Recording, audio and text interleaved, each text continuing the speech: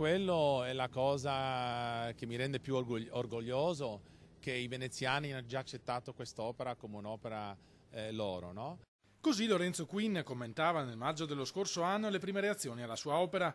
Un grande amore ricambiato, quello tra l'artista e i veneziani. Nei loro cuori, solitamente refrattari alle novità, queste gigantesche mani che emergono dalla laguna per sorreggere Cassagredo sono riuscite a fare breccia. È un'opera che tra l'altro è appoggio alla loro città, a questo monumento all'umanità, che è una cosa straordinaria, che però è in pericolo per il cambio climatico. Quindi io ho creato quest'opera che voleva un po' riflettere questo problema, che è un problema di tutti, il cambio climatico, no?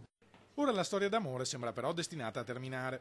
La sovrintendenza ha ordinato la rimozione dell'opera, nata come installazione provvisoria della Biennale. I lavori di smontaggio cominceranno il 30 aprile. Ma in molti non sono pronti a dirle addio e si moltiplicano gli appelli per mantenerla a Venezia, se non lì in una nuova collocazione. Da Cafarsetti si mostrano possibilisti, ma precisano che ogni decisione va presa d'intesa con la soprintendenza e i luoghi adatti non sono facili da trovare. Se la città non le vorrà più, le mani non finiranno comunque dimenticate in qualche magazzino, tra chi si è candidato a ospitare l'opera al Guggenheim di New York e il comune di Pisa.